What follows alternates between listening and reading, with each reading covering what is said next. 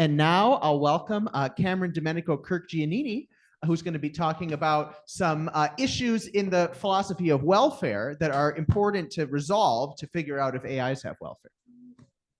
Okay, I'm Cameron, so I'm going to be talking about the problem of genuine desire with applications to AI welfare. And this is part of a joint project with Simon. However, I've gone ahead and said some things here that Simon has never seen before. So we'll see whether he agrees or not. Okay, so we have a paper that just came out earlier this year called AI Wellbeing. In the paper, we argue for 3 claims.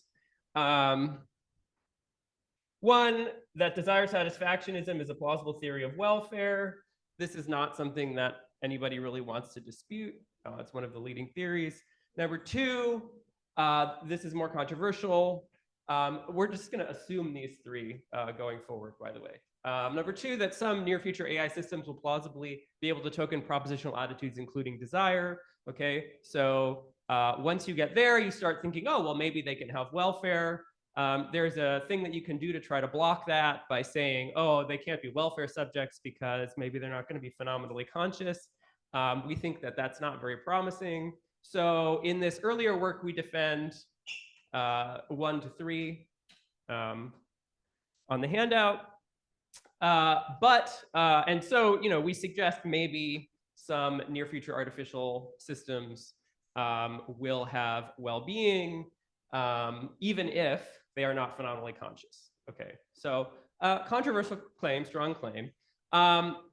But one thing that we don't talk about is that there's a way to attempt to resist this strategy by appealing to the distinction between desires and genuine desires. And this is a principal distinction that exists already within the literature on desire satisfactionism, as we'll see. And so the move here would be to say, well, maybe artificial systems that have desires but aren't phenomenally conscious have desires, but they don't have genuine desires. And it's only genuine desires that contribute to welfare. And so they aren't welfare subjects, even though they have desires. So what we're going to talk about today is what genuine desires are, what plausible theories there are of genuine desires, and then whether those plausible theories would exclude artificial systems that are not phenomenally conscious. And basically, what we're going to say is no. Okay, but first of all, why think that there are genuine desires and that the theory of desire satisfactionism needs to posit them in order to be plausible? The reason is because of cases like Radio Man.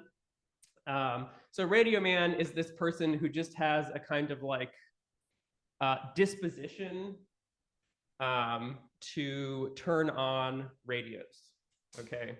The disposition is not connected in any interesting way to feelings of pleasure or displeasure. He just is disposed to turn on radios when he sees them. And if you have a dispositional account of desire, then he desires to turn on radios. But intuitively, people have thought Radio Man's life is not made better for him if he turns on more radios, and it's not made worse for him if he sees a radio and isn't able to turn it on. He just has this kind of like compulsive desire that's not connected up with his feelings of pleasure or displeasure. Okay. So Radio Man appears to be a case in which we have a desire, the satisfaction of which does not improve the welfare of the person who has the desire. And so we think, okay, well, now we need to isolate some subset of desires that matter in the right way to explain why Radio Man's desire doesn't make his life better if he satisfies it. And so that's where we get the kind of like pressure to have a theory of genuine desires as opposed to just desires. Okay. So one idea, which is very plausible initially, is that genuine desire is about pleasure. And the reason that Radio Man doesn't benefit from turning on radios is because he doesn't experience pleasure when his desire to turn on the radios is satisfied, or displeasure when his desire to turn on the radios is thwarted. Okay, so we're going to start with thinking about these pleasure theories of genuine desire. Okay, and pleasure theories of genuine desire are a big threat to the kind of project that Simon and I have, because if you have to have a pleasure theory of genuine desire, and pleasure is an essentially phenomenal state, then artificial systems that have desires but can't have phenomenal experiences can't have genuine desires, and so they can't have welfare. Okay, so one of the big takeaways that we want to have is that pleasure theories of genuine desire don't do very well when you think about cases. Okay, so we have independent reason to reject pleasure theories of genuine desire.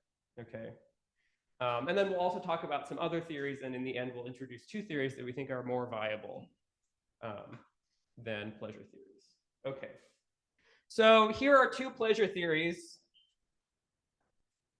which I just call pleasure theory 1 and pleasure theory 2.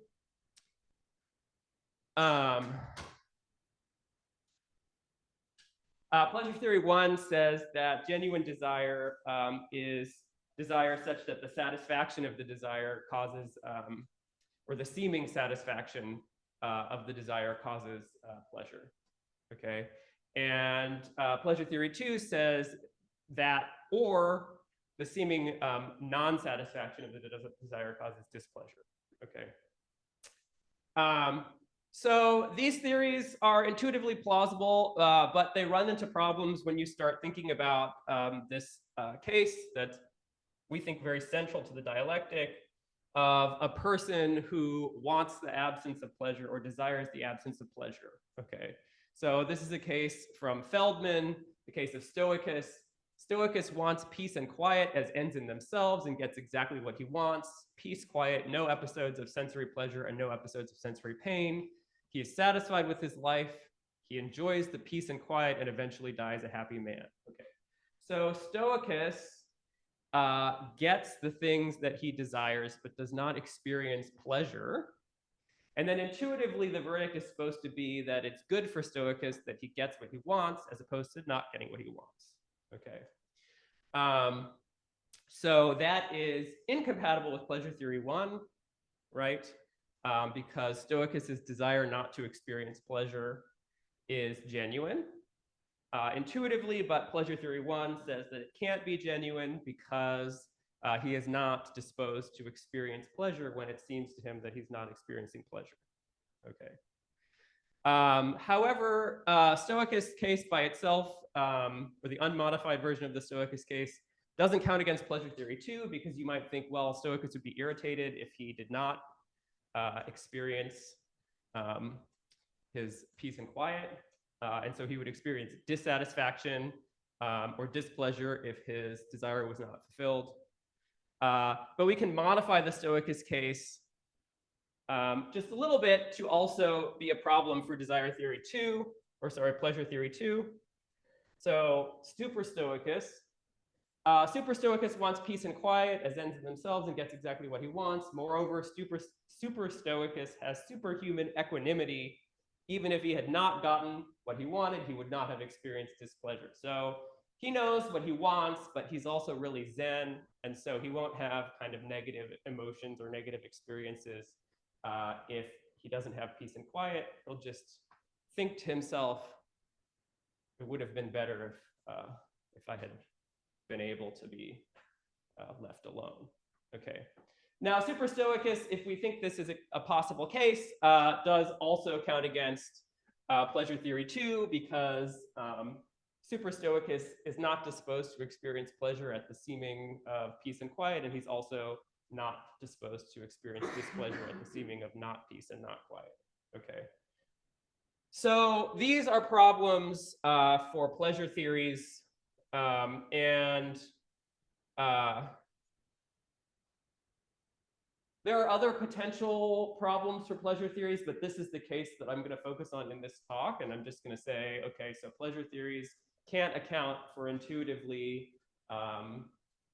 cases in which a person kind of has desires that are reflectively endorsed, but the desires aren't connected up with pleasure. In those kinds of cases, we intuit that the person's desires matter for their well-being, their desires are genuine, but pleasure theories predict that their desires are not genuine. Okay, so the other main thing that has been explored as a theory of genuine desire is what I call higher order theories. Higher order theories basically say that what matters is that you rationally endorse the desire that you have. Okay, and there are various ways of cashing that out, but the one that is most plausible and simplest, in our opinion, is this higher order theory, where basically you just genuinely desire P if you desire P and you desire to desire P. Okay, so there we're cashing out this idea of rational endorsement in terms of having a higher order desire to have the desire that you have. Okay. So pleasure theories say that what makes a desire genuine is its connection to your experiences. Higher order theories say that what makes a desire genuine is the attitude that you take towards that desire. Okay. And that gets a lot of cases right. I mean, I'll start giving you big lists of cases later on. But let's first talk about problem cases. Okay, so one kind of problem case is the case of creatures that are not cognitively complex enough to have higher order attitudes. So the higher order theory requires that you be able to have desires about your desires. So it requires a certain kind of cognitive sophistication that might be lacking. Okay, so in the case that I call Spot, we imagine dog. The dog desires to play fetch. It's not cognitively sophisticated enough to desire that it desires to play fetch. Okay. But intuitively, it's good for the dog if you play fetch with it, and it's bad for the dog if you don't play fetch with it. Okay. I have not listed other cases with this structure, but also, I mean, even if you are cognitively sophisticated enough to have attitudes about your attitudes, you might just not have them. So even a person, a person with a regular cognitive endowment might have some desires and then no desires about their desires. And then intuitively, the satisfaction of their desires is going to improve their well-being, even though they don't have higher order desires about their desires. So I think Spot is an especially clear case, but I think that this problem also arises in a lot of other cases. Okay.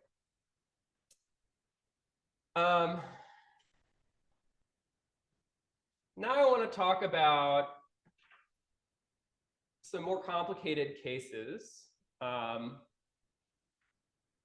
And this case is kind of connected to a range of cases. Simon and I emailed about addiction cases and decided that there were at least like 6 different versions of addiction cases that you might think are interestingly different. But okay, so in this kind of case, and then this is also related to cases of like compulsive behavior that causes pleasure, like kleptomania. But we'll focus on this case, and then we can also ask about other cases later, maybe. In this case, you're addicted to a harmless drug that causes pleasure. You've been addicted to this drug for many years. Despite how pleasant and harmless the drug is, you have a kind of like weak desire not to be addicted to the drug because you read a self-help book and the self-help book said, don't be addicted to anything. So, and you were like, oh, well, I guess I shouldn't be addicted to this drug. So you tell yourself, I shouldn't be addicted. Okay. And then we're imagining one particular instance of desiring the drug. So it's Wednesday morning, you desire your daily dose of the drug. And the question is your desire to take the drug genuine? You can ask a number of questions about this case. We can ask, does your welfare improve or decline if you take the drug or if you refrain from taking the drug? And we can also ask about each of the particular desires that you have, whether that desire is a genuine desire, okay? And I think that this kind of case, so this is where the dialectic gets a little bit complicated. I think that this kind of case is polarizing, and there are basically two camps of people in thinking about this case. The camp one people think that this is a complicated case when we're considering the act of taking the drug, because if you take your drug, then something seems to go well for you and something also seems to go poorly for you, okay?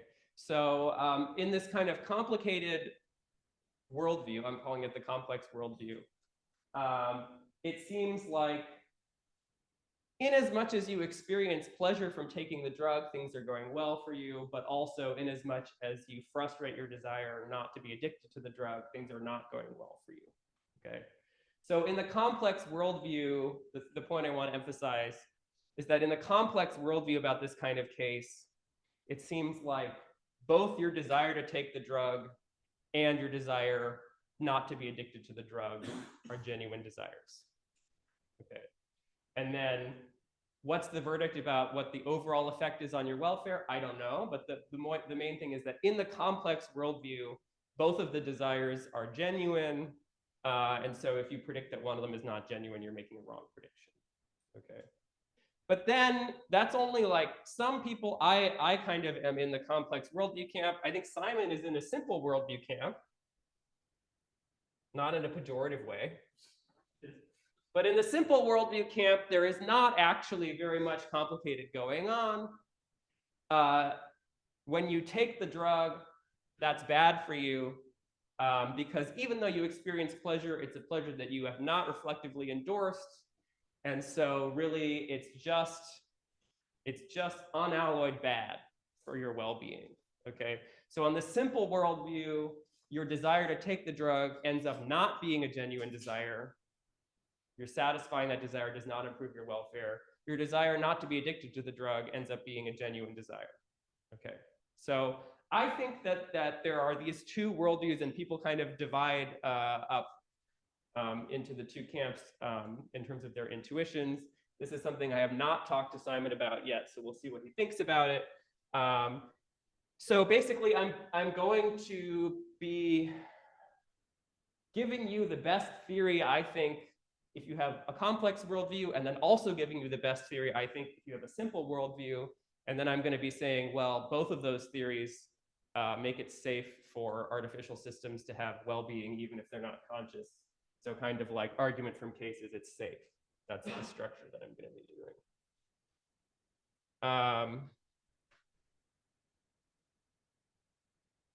Okay, so for the person who has a complex worldview, cases like reflective, oh gosh, what is it even? Reflectively opposed harmless addiction, okay, ROHA. So cases like ROHA pose a problem for the higher order thought or the higher order attitude account. If you have a complicated worldview, because on the higher order thought account, you do not have a genuine desire to take the drug because you desire not to be addicted. So you desire not to desire to take the drug. And so your desire to take the drug is not genuine, okay? So if you have a complex worldview, then cases like ROHA seem like counterexamples to the hot theory, okay? On the other hand, if you have a simple worldview, it's kind of okay, right? And the hot theory is making the right prediction, which is that there's only one genuine desire here, and that one genuine desire is your desire not to be addicted to the drug, okay? Okay, so that's complicated case one. Here's complicated case two. This is a case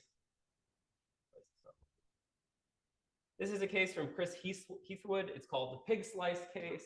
So in this case, you and your friend have been sharing a pizza and you're down to the last slice, which is called the pig slice. And you are really desirous of eating the last slice, but also you have already had your half of the pizza, and so you think it would be wrong in some sense for you to have the pig slice. And so you, despite your craving for the pig slice, give the pig slice to your friend and experience intense pangs of hunger at not having eaten the pig slice, but you reflectively endorse your decision to give the pig slice to your friend. Okay. So again, in this case, it seems like there's two things going on. One is your desire to eat the pig slice, and the other one is your desire to share the pig slice or give the pig slice away. Okay. And we can ask the question of each of those desires whether it is genuine. Okay.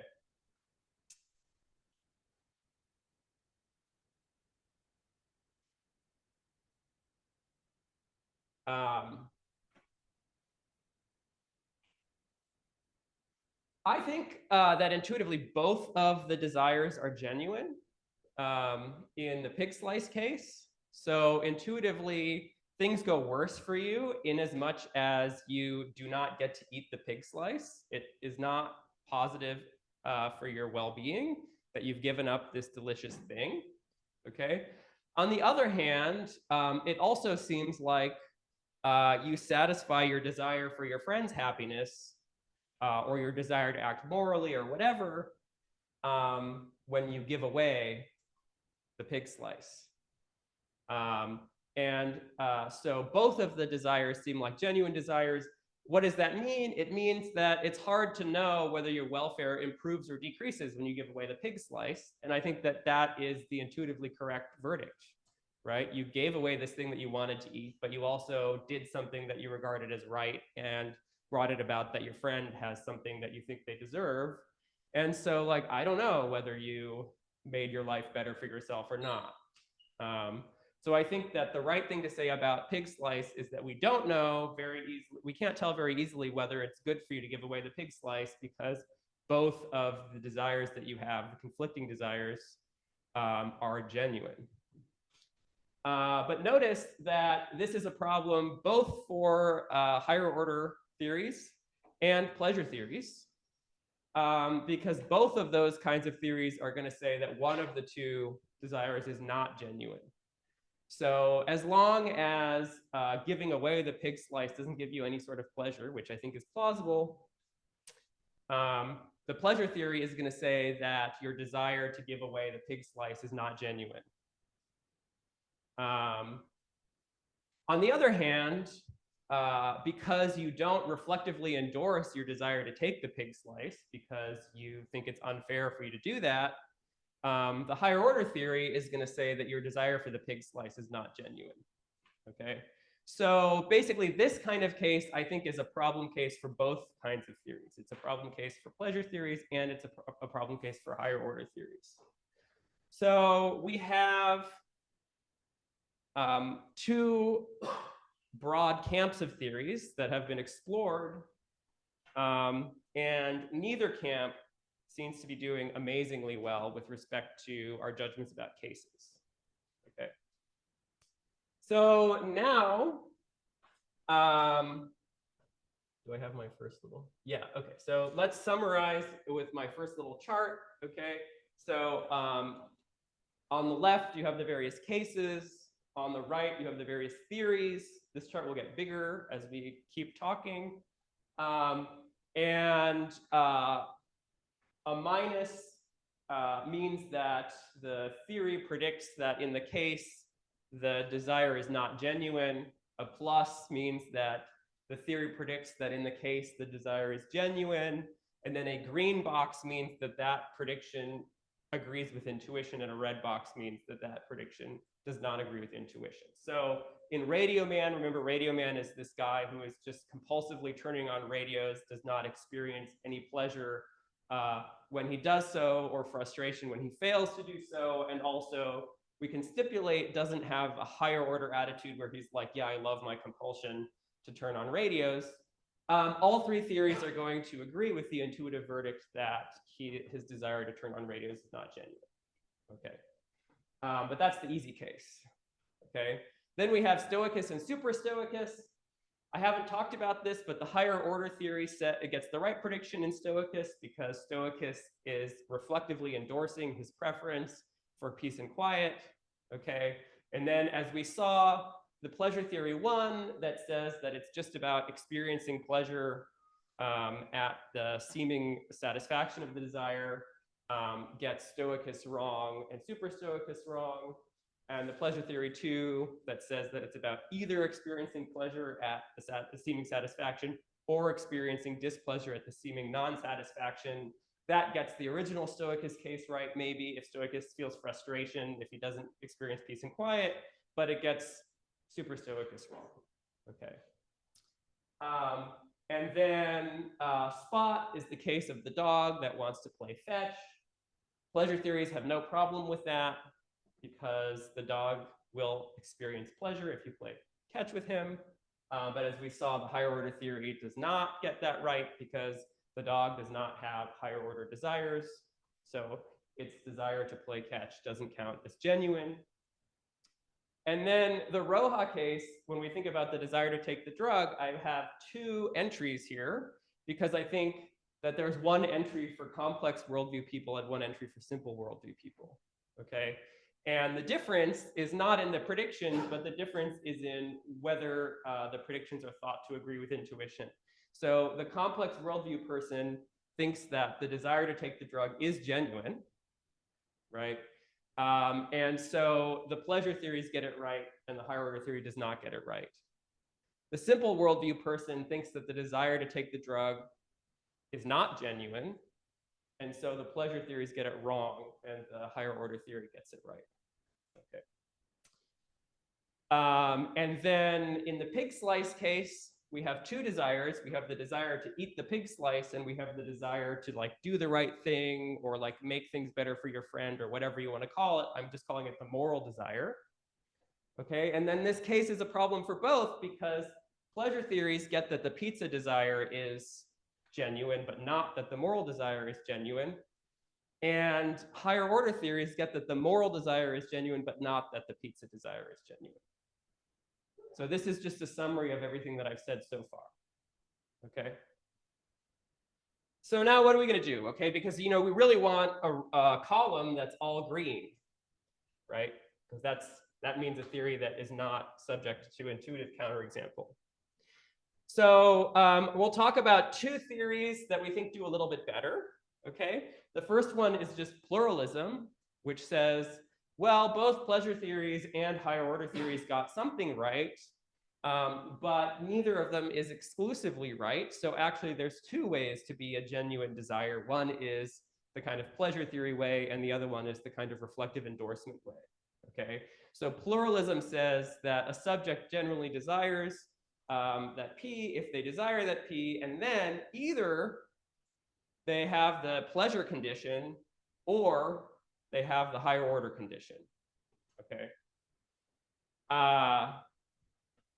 And so pluralism, if you go back here, what pluralism is gonna do is it's going to put a plus in the column if there's a plus anywhere to the left, and it's gonna put a minus in the column if all of the other ones are minus, because it's basically a disjunction of the two theories, okay?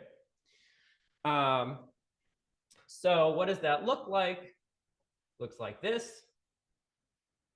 So as you can see, pluralism is doing a lot better with the cases than either just pleasure by itself or just the higher order theory by itself, okay? But there's still an issue here because for the simple worldview person, pluralism is getting the wrong answer in the addiction case, okay? Because pluralism is saying that in the addiction case, your desire to take the drug is genuine because you are disposed to experience pleasure at the satisfaction of that desire. And the simple worldview person thinks it's not genuine, okay? So I like pluralism because I'm a complex worldview person, okay? So I kind of think, let's ignore that row. But I also don't want to just like assume that everybody is like that. So we're going to look for a theory that makes the right predictions on the simple worldview also. Okay, so one problem for pluralism is that if you have the simple worldview, you might not like it very much. Another thing is that there's this awkward question for the higher order theory, which is, it says that reflective endorsement is specifically about second order desires. And then you can be like, well, what's so special about order 2? Because there could also be third order desires and fourth order desires. So you've chosen a kind of random order. And you can't justify why you've chosen the second order specifically, okay? And then pluralism, because pluralism inherits the condition from the higher order theory, also faces this awkward question. So another reason that you might want to look beyond pluralism is so that you can find an account that does not have this awkward question, okay? And so the idea will be to capture something about reflective endorsement without having to choose an order at which you have some sort of propositional attitude, okay? So the last theory that I want to talk about, I'm calling the preference theory, okay? And I don't know actually what Simon thinks about this theory, because we had a long exchange where Simon proposed some theory and then I proposed the preference theory as replacement, and we didn't reach consensus. So maybe Simon hates the preference theory, but I like the preference theory. So the preference theory says that you genuinely desire that P, just in case you desire that P, and you wouldn't choose to extinguish your token desire that P and all other similar desires over having that token desire and having it easily satisfied, okay? So this is kind of trying to get at this, the same idea of reflective endorsement, but it's not choosing a kind of level of iterated propositional attitude that matters most. What matters most is what you would prefer in this kind of like choice situation, okay? I'll just flag that it's a not prefer condition, and that the point of that is so that cognitively simple agents that don't have the ability to think about this kind of choice can still have genuine desires, okay? So let's go through and think about what the preference theory says about cases, okay? In the Radio Man case, again, Radio Man just has this weird compulsion, and so the natural way of filling out the case is that Radio Man would prefer to extinguish that weird compulsion, okay? And if that's how we fill it out, then the preference theory says correctly that Radio Man's desire to turn on radios is not genuine. If you changed Radio Man so that he would not extinguish the desire and instead preferred to have the desire, then I think our intuition flips and we end up thinking that actually it's genuine desire for him to turn on the radios. So I think the preference theory gets things right with Radio Man. Similarly with the Stoicist cases, Stoicus values peace and quiet. He would not prefer to extinguish his desire for peace and quiet.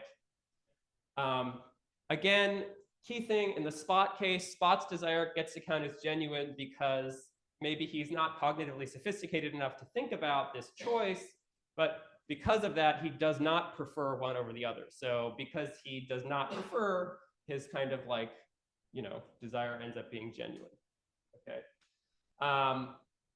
And then we'll talk about pig slice, and then we'll go to Roja, because Roja is the most complicated thing. In pig slice, crucially, the idea is that you have to choose between extinguishing this token desire and all other desires of its type, or having them satisfied. And I think in pig slice, you basically are faced with this awkward choice, and it's uncomfortable, but neither of the desires that you have is such that you would want to extinguish all desires of that type. You don't want to distinguish all of your pizza eating desires, and you don't want to distinguish all of your helping my friend desires, okay? So it's just like this weird circumstance that they've come into conflict. And so you actually would not prefer to extinguish either type of desire, even though you might prefer to extinguish this token pizza eating desire because it conflicts with your desire to like share the pizza. You wouldn't want to extinguish all desires of that type. So I think it makes the correct predictions in both desires in the pig slice case. Okay, and then in the addiction case, in the complex worldview, it makes the wrong prediction because you would prefer to extinguish your desire to take the drug. Okay, so it predicts that your desire to take the drug is not genuine. Okay, but that's exactly what we want in the simple worldview. We want to say that your desire to take the drug is not genuine because it's not reflectively endorsed. Okay, so what's going on here is that we now have two theories, and if you are in the complex worldview, you kind of delete this row, and then pluralism works for all of the cases. And if you're in the simple worldview, you kind of delete this view, and then the preference theory works in all the cases. Okay, so I'm not going to tell you which is the right worldview. I said before, I kind of lean towards the complex worldview. But the point that I'm trying to make, because dialectically what we're interested in is the question of whether artificial systems can have genuine desires, both of these theories, whichever worldview you have, there's a theory that gets all the cases right, and therefore does better than the theories that other people have proposed in literature. And that theory is kind of like open to the possibility that artificial systems without phenomenal consciousness can have genuine desires. Because pluralism says, well, they can't have the kind of genuine desire that's tied to pleasure, but they can have the kind of genuine desire that's tied to reflexive endorsement, okay? And the preference theory just, you know, if a thing can have preferences, then it can have genuine desires, okay? So both of those theories, we think, do better than what people have been talking about in the literature. And both of them are kind of like compatible with welfare and artificial systems, even if those artificial systems are not phenomenally conscious. So I guess that's a fine time to end. Questions?